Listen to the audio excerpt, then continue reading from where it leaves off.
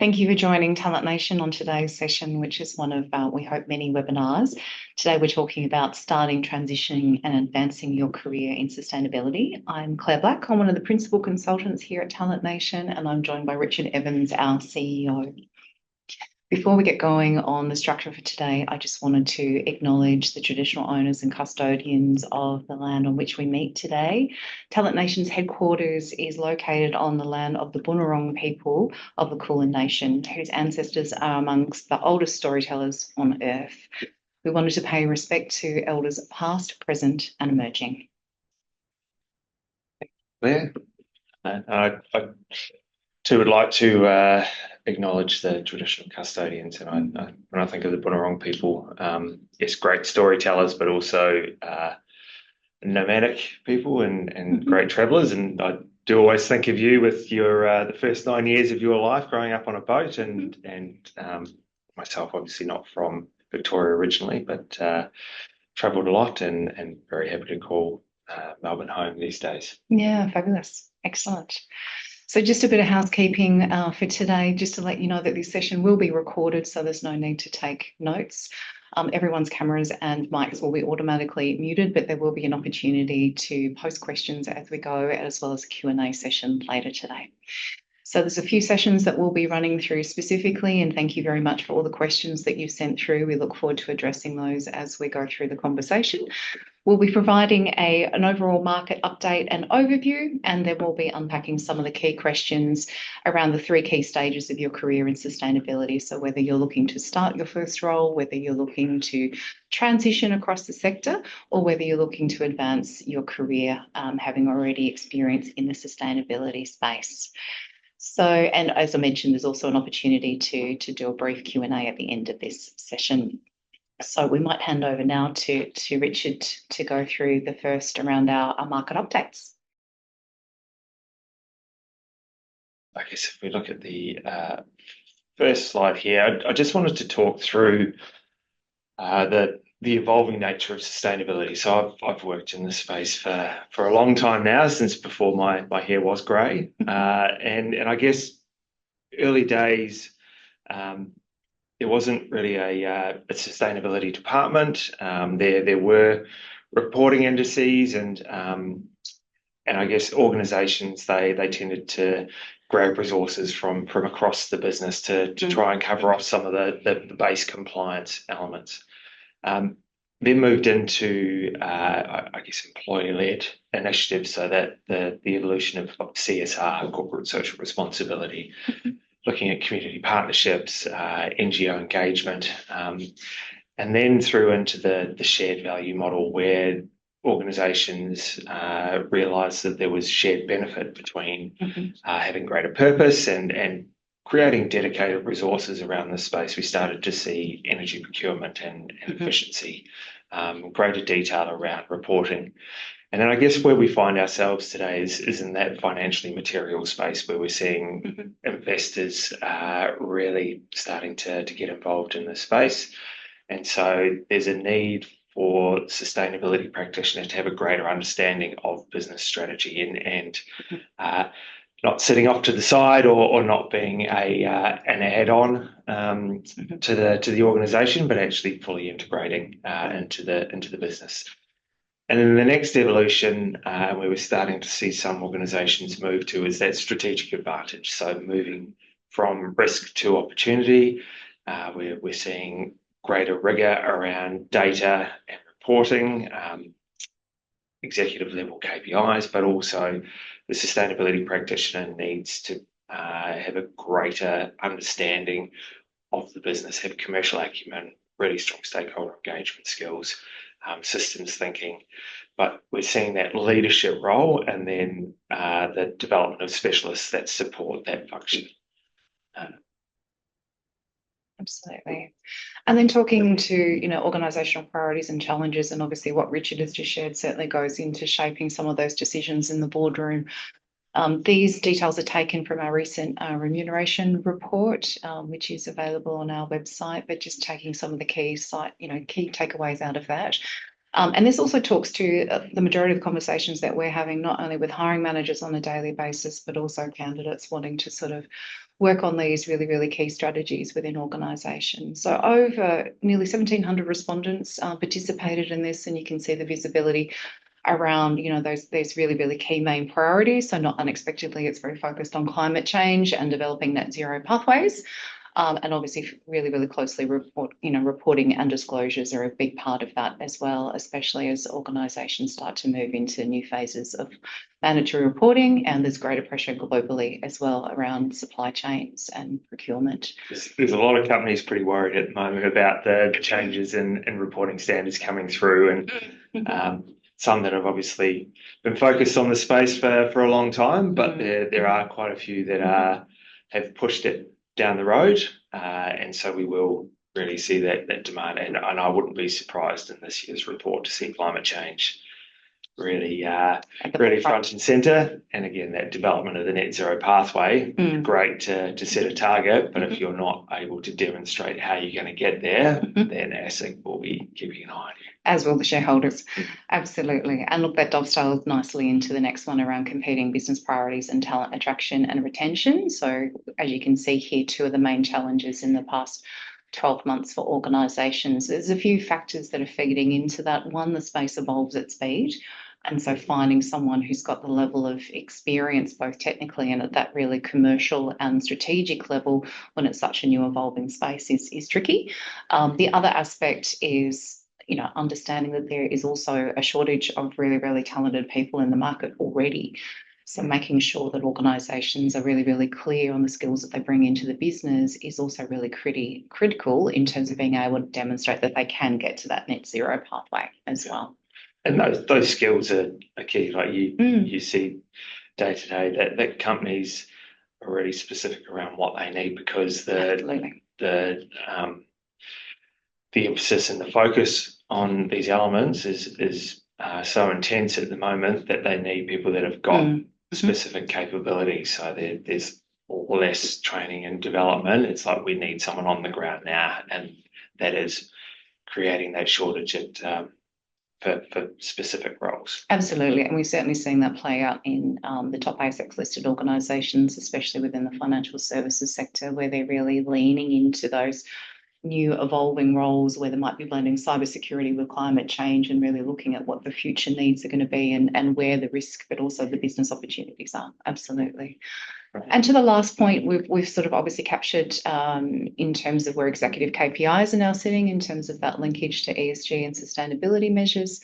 So you can see here 40% of the organisations that we spoke to now have executive KPIs linked to ESG, and we certainly see that being translated at a global level all the way now down into Australia. So that's really pleasing change, because it means that sustainability isn't seen as a separate pillar, but it's deeply integrated into the rhythms of the business. Yep. And we certainly, like you say, that it's a global thing with the executive KPIs, but internationally, there's a higher percentage there. It's like closer to 70%. So we've still got a way to go, but we're heading in the right direction. Absolutely. And then this other slide talks to market movement. So just to give you a little bit of context, again, this comes from our recent remuneration survey. It talks to the change in the market. And I know, Richard, you've got some additional stats around that sort of sustainable finance and responsible investment that's driving a lot of this shift at the moment. But if we talk to it a little more holistically in terms of how we see this in our everyday interactions with the candidates that we're working with, there's obviously a few things playing into movement. One, just a really, really high demand for talent. So there are fewer people available. So organisations are hiring quickly. They're promoting even more quickly, which sometimes means people don't have the time to catch up and actually get the key skills that they need. And that presents a risk down the track. We also see organisations at different levels of maturity. So some of the drivers around that change that you see between that 2 to 5 year mark and sort of tapping into the 10 years is people seeking that next more senior opportunity where they're looking for the next challenge and wanting to keep growing and moving in their role. Great. And as you can see there, like it's 30% turnover year on year for the first 2 years. And as you mentioned, sustainable finance, it's up around 90% of people have moved roles in the last 2 years. That's largely because of the growth in the sector. So that's not necessarily people leaving roles because new roles are being created. New opportunities. And then we want to just spend a little bit of time today just to talking about individuals' priorities. This space is obviously, we speak about it often, sustainability. Individuals seem to be the most vocal cohort on social media and other platforms. I think when you think about at the heart of what sustainability is, it's about behaviour change. So everyone is keen to talk about it, and if they can educate and innovate and inspire other people to take action, they certainly do. This sort of talks into, you know, what matters most at an individual level. So basically, we do manage a huge number of conversations from people wanting to transition into the space because they've come to that realization they want to have greater impact, whether that's environmental or socially. So it's not unexpected that this came out as our survey findings, that people at the top of their list really want to generate more positive impact in the roles that they do. Flexible working arrangements are still really, really important for everyone. Still coming out of some of that flexibility out of COVID, we are seeing a little bit of a shift around that in some of the ASX and more financial services organisations, but it's still really, really important so people can get that work-life balance. Professional development is still a key focus. People who are passionate about this space want to make sure that they're doing the best job that they can and are always seeking opportunities to learn more. A lot of that is networking and just that discussion at that peer and mentor group. And not to, you know, still equally important, it's around the culture, it's around some of that flexibility to you know, have some days off, but also that opportunity to sort of, as we spoke around, that professional development also kind of taps into being able to be in public speaking forums, attend events, socialise ideas, because ultimately if we're going to solve some of these really complicated challenges, we can't do it in isolation and we need to share some of that knowledge. It's always been a collaborative sector as well. Absolutely. You know, I guess if you look at sustainability, it was almost you would have organisations that would not be in the same room together, but I guess sustainability kind of disarmed that space. So we do find, or we have always found in this sector, that it's a very collaborative sector, and people are usually happy to share their challenges, what they've gone through, and there's a number of forums out there that you can link in with to further your own development. Absolutely. And we've also just provided a bit of a snapshot around overall job satisfaction, so you can see some of the details there. So really pleasing to see the majority of people are really, really happy in their roles. There's a little bit of movement there, but I think in terms of, you know, overall, people in the space are incredibly happy to be in a purpose-driven role. Some of the movement is normally around some of the challenges internally and funding, budgeting, but overall people are really, really happy, which is great to see. Excellent. And this report is produced annually, so it is constantly updated. It does cover off remuneration in there as well. That's always a question that does come through. But there are position descriptions at the back where you can reference particular roles and actually see how the salaries stack up for yourself against the rest of the market. I guess just to finish off quickly, this increased demand for talent, we've broken it down into three areas where we're seeing it play out. So the client side, strong demand for analytical capability, like the need for good quality data is much higher than ever before, and we're seeing finance departments getting involved and just trying to bring in stronger capability there. We're seeing that rapid promotion into senior roles, but increased expectations from stakeholders. So the expectations on the sustainability professional are much higher than they have been in the past.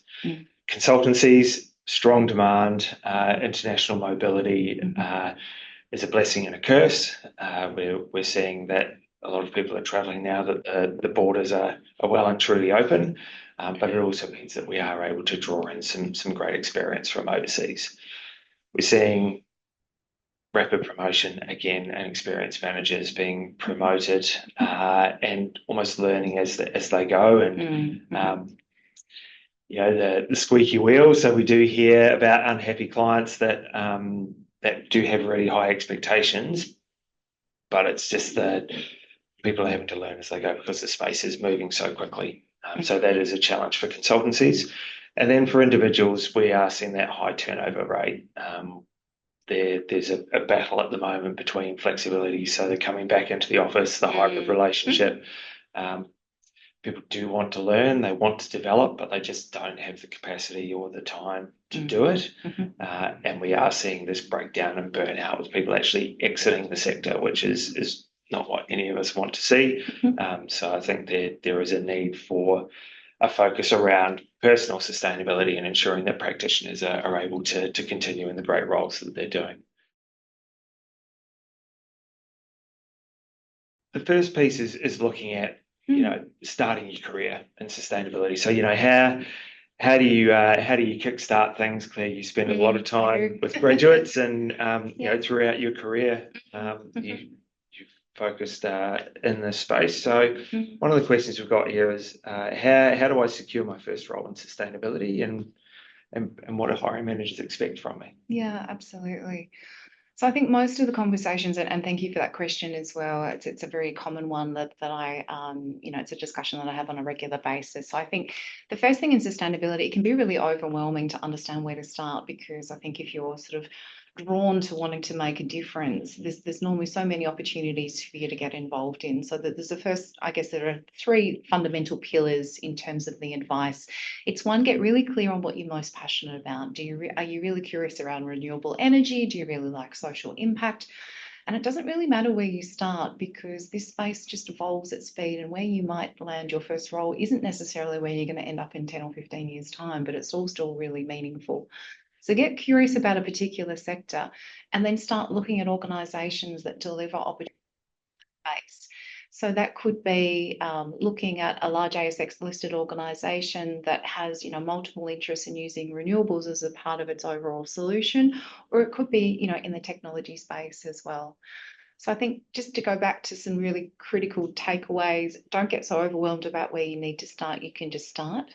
Sustainability doesn't need to be in your position title in order for you to have impact. Sustainability is a choice and a behaviour change at the end of the day.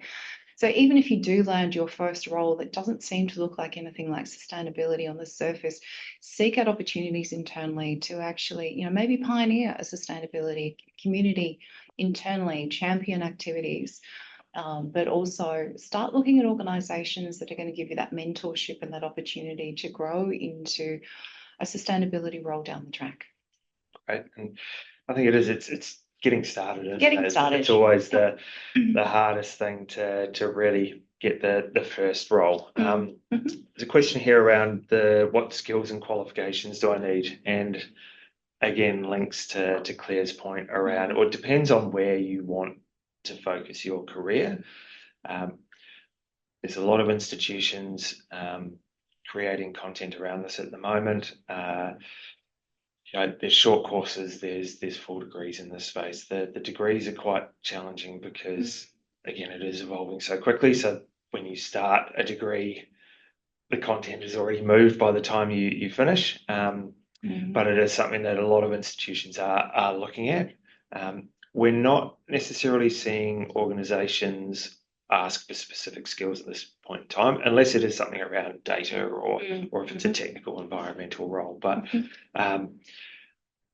there is definitely a preference for experience over qualifications at this point in time. So it's a supporter, and certainly I'm a strong advocate for continued education and building those skills. But you shouldn't just rely on that. Say, okay, well, I've got this degree, so therefore I'm going to have a raft of roles and opportunities here for me. I think it is about the full package. So looking to lean on any voluntary experience or experience you can get, and then balance that with the skills. Absolutely. Question here around how to find an entry-level position. Where do you start? Yeah, absolutely. So it kind of goes back to the initial question that we responded to. So I think once you've got some clarity around the areas that interest you most, let's use the renewables for the sake of this conversation. So understanding what organisations are getting involved in that particular sector. So again, I wouldn't get too caught up on a particular position title or having sustainability in the actual position. I'd start getting curious about organisations that are of interest to you. So do your values align? Do you like their vision? Do you like their mission? When you profile the leaders in the organisation, can you see what they stand for? Could you be proud about talking about that organisation with your peers and your family? So I think in terms of looking for that entry-level position, understand the level of mentorship that you're ideally seeking may play into that decision. So you might be looking for organisations that are slightly larger. The local councils, also state government agencies, and a whole range of larger organisations obviously have a really, really well-structured business proposition for graduate and entry-level positions, more so than a smaller organisation. But I guess the key message is to take away from that question that's just been asked is be worried less on a position title. Don't get too hung up on the fact that sustainability may not be in that position title either, and really just focus on the organisations that you're interested in. Have a general trawl through the careers page, see what's available, get familiar with the roles that are out there, and just start applying for roles that you think you're going to be generally interested in doing. Yeah, great. There's a question here about how to differentiate yourself when you don't have experience, and this one is close to my heart. My 18-year-old son went for a job interview this morning, and he doesn't have experience. It's and the question is, around how do you stand out? So I'm not sure he listened to me, but hopefully there are some points in here. But it's really about how do you stand out from the crowd? So if you're applying for every role that you see, it's very hard to differentiate. They might have 100 CVs that they're receiving. So focus on the roles that you really want to apply for, and be realistic about how your experience or skills or interests line up with that role, because that will come through, that passion will come through in the cover letter, in the CV. And so it's really about finding those unique elements. If you can find out who the hiring manager is, connect on LinkedIn, have a look at your alumni from your university, other connections, and and also think about your online presence. So recruiters do look at your online profile. So just have a think about how what you do outside of work as well as at work. How's that landing? Yeah, absolutely. There is a quick question here saying, basically saying that fair enough that we spend time on a cover letter and CV, but in my personal experience, 50% of roles I apply for, I don't get a response from. But we are seeing more of that these days. And you see it on job ads where it says, we will only contact shortlisted candidates or people that we bring in for interview. It's not a great experience for anyone. I had an old boss that told me that we were in the job of saying no to people because you would have 100 people apply for a role and only one person would get it. And so, trying to ensure that you treat everyone with empathy and respect through the process while also managing that volume can be a challenge. I think, again, it is a case that if you're not getting those responses, you maybe need to look at how are you differentiating yourself, because that may just be a company policy that the organisation has, is that they just respond. In today's age, that shouldn't be a challenge because everyone should get a response back. Particularly if you are putting the effort in, and it is hard work, and you do invest a lot in that next role. So certainly hope that you are getting those responses back.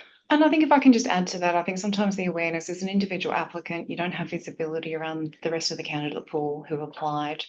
And, perhaps, it is very difficult to get really specific feedback around where your application hasn't landed. But, sometimes it's more around where your application sits in the broader candidate pool as opposed to where your level of experience actually sits.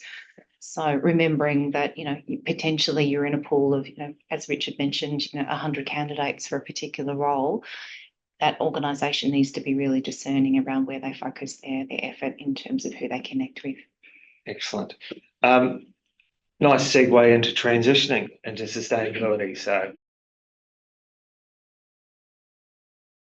I guess this next section will look at, how people that have had a career previously or have Mhm. other experience, and, how do you look at those transferable skills and Mhm. and make that shift to a more purpose-driven role and career. So, Mhm. question here saying, I want to do a more purpose-driven role, but I don't know what roles are out there. Like, where do you start? Where do you start? Absolutely. So this is a fairly common conversation that I have with a number of people. So I think it kind of comes down to where we sort of started earlier in today's conversation around, where do I start if I'm overwhelmed or I want to start my career? It's getting curious about the problems you want to solve and the industry. So again, whether that's renewables or whether it's social or whether you're really passionate around decarbonisation or net zero, just starting to get some clarity around what areas you're most interested in and what problems do you think you might want to solve for an organisation.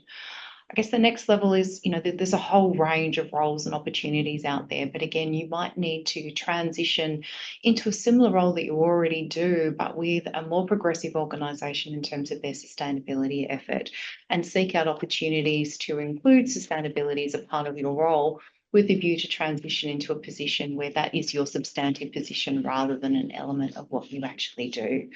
So there's a whole variety of roles out there. We sort of tend to divide them into the more, I guess, science, environmentally data-driven aspects of it. So if you're really drawn to the science and the technicality, then that sort of opens up a whole field of opportunities. And then there are opportunities that are more around behavioural change, social impact, looking more holistically at opportunities. So get curious around the types of problems you want to solve, get curious around the organisations who are delivering around those.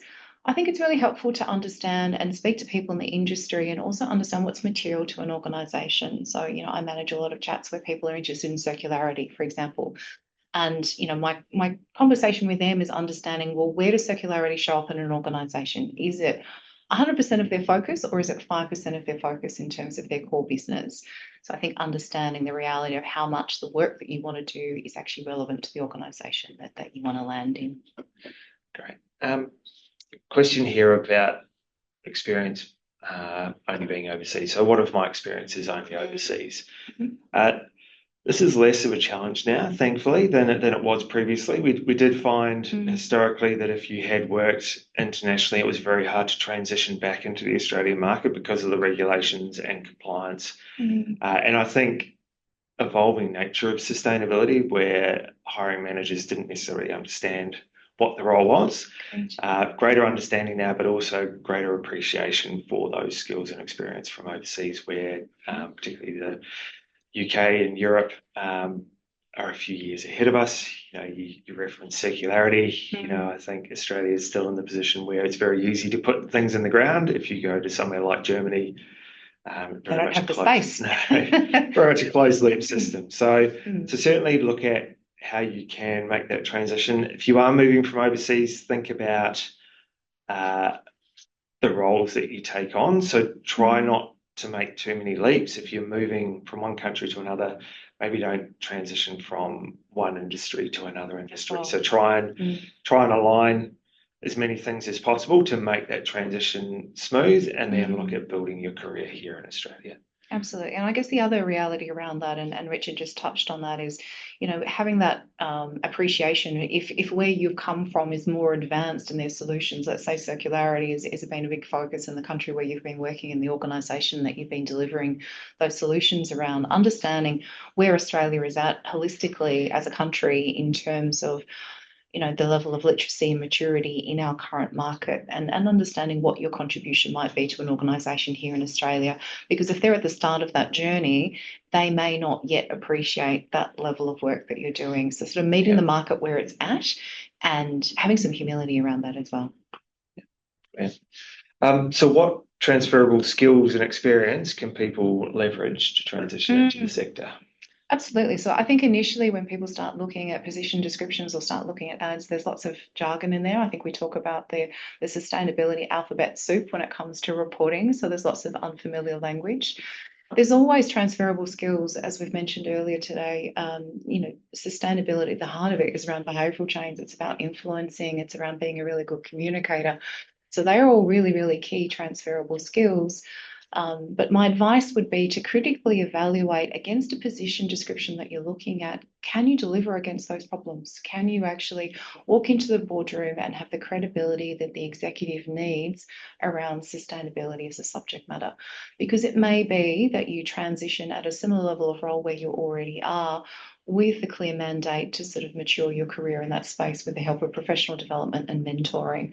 So I think if you're stepping into a blended corporate role where sustainability is an element of the focus, then that is a far more successful transition of your skills rather than applying for a really senior sustainability manager where that's not been your full experiences yet. Right. And then there's one more here that's come through. So how do I use networking opportunities to help me find a job? And I guess we get asked this in a couple of ways. So one is how do you use it, but like where do I go? Where do I find particular events? There are a lot of events out there that you can attend in various communities, and it depends on the interest as well. You know, if it's within the finance sector, it may be ASFI, Australian Sustainable Finance Institute. If it's broader business, it may be the UN Global Compact. So looking at their events, if it's smaller business, it may be something like B-Lab or looking to connect them with that. So look, there are a number of ways that you can plug into those networking events. The other thing is with LinkedIn, everyone's accessible, and again, it is a highly networked space. I guess you just need to be mindful of how you use it, how you leverage it. It's very easy for people to send a note and say, "Can we grab a coffee?" or "I'm looking for a job," but you need to think that they may have had half a dozen messages like that day. So how do you actually look to make it meaningful or worthwhile, or is there some way that you can reciprocate or look for a personal connection?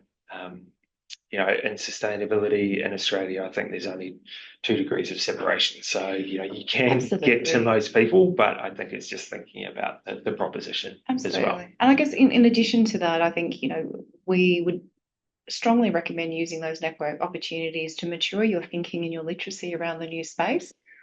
So let's say again, you are really, keen to get into the renewable energy space, but that language and that literacy is not yet developed. So attending events that are specific around that space will be really, really good. Advancing. So for people already in this space, I guess that's the that's the next piece. So you're in sustainability and looking to progress on to within your career. And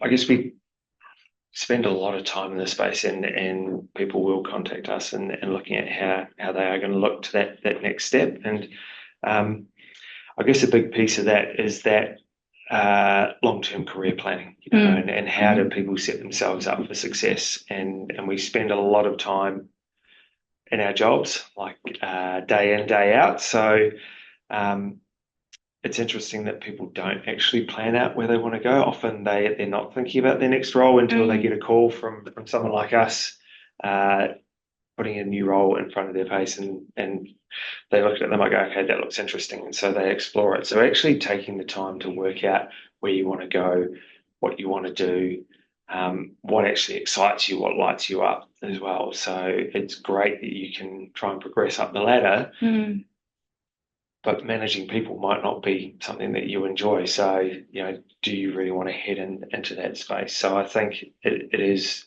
important for people to take the time to think about where they want to progress to.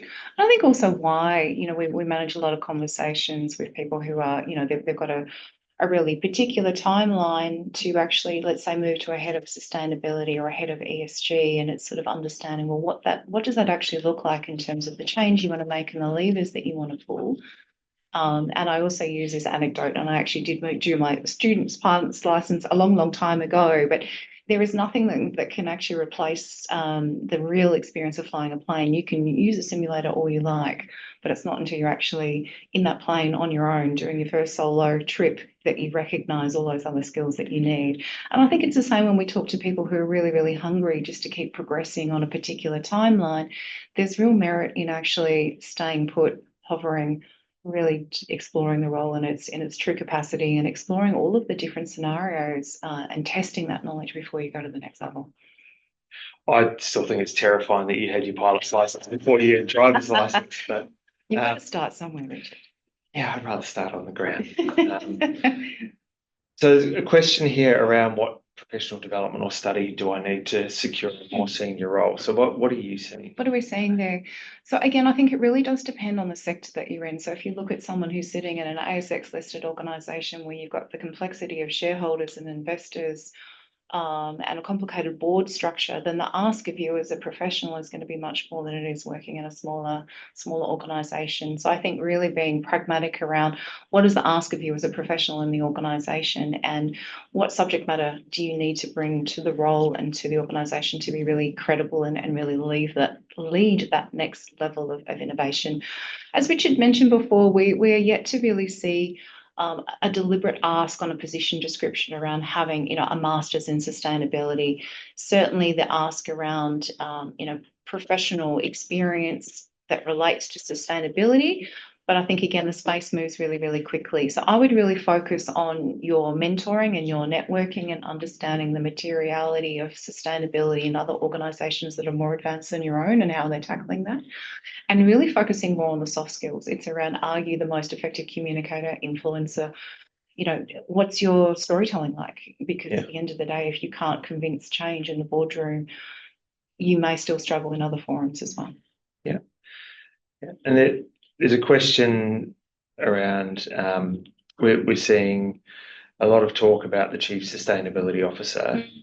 How do I become one? It's a really interesting question because there's a number of Chief Sustainability Officers in Australia. Many of them are not sustainability practitioners, so they're executives first and foremost. They've got an interest in sustainability, so they might have come from a corporate affairs background or a risk or strategy. So they're being put into the position, and when I talk about these CSOs, I mean they're on the executive, so they're a direct report to the CEO. So they're being put in because they understand the business. Absolutely. And they're there as an executive first and foremost, and then they hire in the capability underneath that with extremely capable, competent individuals. The gap that we're seeing between people transitioning from a head of sustainability into a chief sustainability officer is that broader commercial experience. And I'm a firm believer in trying to gain experience across an organization. Like if you can develop internally where you are, if there are opportunities for secondments.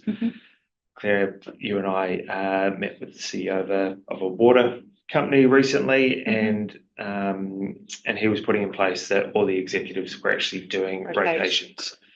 So a CFO was doing a CIO role, and so. And the reason for that was that he was giving them the opportunity to work across the organisation, because that would then give them the opportunity to step up into that CEO role. So think about the skills and experience that you're going to need to step up into that executive level role, because sustainability, ESG is not going to be enough on its own to land you that role unless you can build those broader skills and experience. And it sort of talks to, that market update that we gave earlier in terms of that transition from that very audit compliance focus to now being deeply embedded in strategy. Shareholders are watching, investors are asking, customers are also asking. So if you are stepping into that CSO role, that change maker capability within you and that influencer and being able to tell the story still backed up with the credibility of the subject area, sustainability is going to be increasingly important. Yeah, and we are seeing that you can transition across different roles, different sectors, different organisations. It used to be a lot more siloed in the past, but there is definitely more opportunity for people to progress and advance up the chain in the space. We're not yet seeing board appointments that are ESG focused, Mm-hmm. that will come. There will Mm. there will be a turnover in terms of board roles and appointments Mm-hmm. as this becomes more and more core to business sustainability. And we're certainly starting to see that in the not-for-profit sector, where climate change is a real impact to their overall business model. So that's an exciting change. Yeah. Been asked what the jobs are going to be over the next 24 months, and it's very hard without a crystal ball, but certainly we can see the trends that are emerging. So we mentioned earlier around mandatory disclosure and reporting, so that next tier of organisations. So it's going to continue to be a focus for the next, certainly in the next 12, 18 months. Nature and biodiversity is emerging. There's only a handful of companies that have actually invested in internal capability, and certainly some of the banks are looking at how they fund some of these initiatives and develop products. But with TNFD, or the Task Force on Nature-related Financial Disclosures, coming in, then that will sharpen the attention as well. We're seeing more social impact, human rights roles starting to come back on the radar again. When the Modern Slavery Act came in a few years ago, there was a surge in these roles, and certainly looking at sustainable procurement and sustainable supply chain roles. So there's a slow burn coming through with that. My fear is that there will be another incident, and it will take that for organisations to sharpen their attention and go, well, how did this happen? So, and then circularity is still emerging, but as I say, there are initiatives that are coming through, but certainly it is very easy for us with a lot of land to throw our waste away, but greater legislation. There's organisations like APCO that are doing a great role around product stewardship and organisations taking ownership for the waste that they're producing. So it's not going to be quiet, put it that way. No, and I think there's some indicators there, and it might be worthy sharing. I think, there are organisations that wait for legislation and policy, and then there are the early adopters that pioneer and go ahead and wait for legislation and policy to catch up. So I think we are certainly starting to see an intersection of some really interesting roles where organisations have invested in their own research to understand that's going to be a material risk to them in the future. So we're seeing some blended roles around cybersecurity and climate change, for example, and greater emphasis on nature and biodiversity that's being built into future areas. Yeah, great. And this question just links to I guess the growth, but almost the flip side of that. So what observations have you made in terms of layoffs and the reduction in job opportunities and sustainability given the current economic climate? It would be very dangerous to say that we're immune and very foolish, but we're not seeing a big downturn. So yes, there have been some redundancies from large international firms at the senior level, but only at the senior level. But we're certainly not seeing the impact that we're seeing across other sectors. I always reference back to the global financial crisis. If you had sustainability in your title, you were in trouble. People were trying to put risk or move into health and safety roles, or a lot of talk from sustainability leaders trying to hide their people in the organisation in different roles. We didn't see that through COVID. There are some sectors that were impacted quite strongly. Staff were furloughed, but they weren't made redundant. So certainly it is very strong in this sector. There is still high demand. I guess where we are seeing some challenges is around specific skill sets being required. So that may be where there's a shift. So if there is a role that is no longer available, it is probably because they need a different skill set. So it will be replaced by something with a slightly different skill set, but certainly not seeing the downturn. I think in addition to that, I think organisations are getting far more discerning around the level of candidate that they bring in. So you need, if you do land in a role currently in sustainability, there's an expectation that you can very quickly demonstrate value. You can understand the competing commercial and operational priorities and position sustainability in the right way to sort of get that buy-in across the organisation. Yep. Fantastic. Excellent. So I think we've come to the end of time, which is amazing how it's gone so quickly. So I just want to thank everyone for your questions, sending those through to us. We do have a lot more questions here that have come through that we will look to respond to. So either in the form of another webinar, or we'll look to put together a Q&A for people.